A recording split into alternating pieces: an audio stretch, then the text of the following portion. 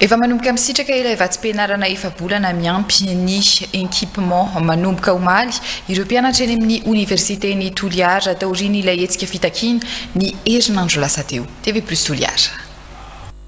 Ya araka zao hitatsika zao dia nanomboka tamin'ny omaly alakamisy ny fizarana ny vatsim-pianarana ho an'ny mpianatra bourse 4 mois miampy équipement. Raha araka fahitatsika zao dia ato amin'ny postre malagasy no manao ny fizarana zany hoe efa fampiharana sahady ny digitalisation.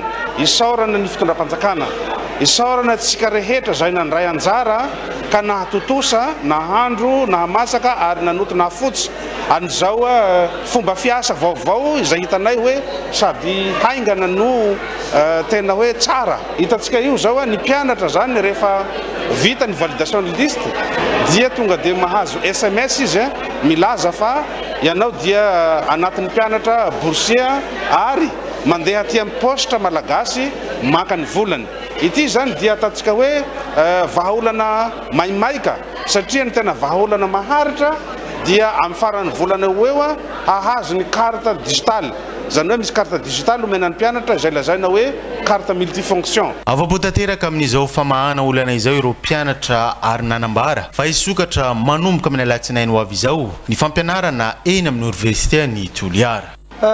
Voalohany dia makasitraka ny Andriamato Filohajaina Anjirindra Rajoelina ary makasitraka eo koa ireo autorité maro samihafa izay nanambatra ny hery ho fenoa ny hetaheta-pony mpianatra. Comme zao dia mizotra ara-dalàna ny fanjaisana ny bourse zay 4 mois plus équipement araka ny nampanantenaina ary malaky de malaky ny fomba fiasa mamaly tanteraka ny filan'ny mpianatra ato amin'ny université de Toliara.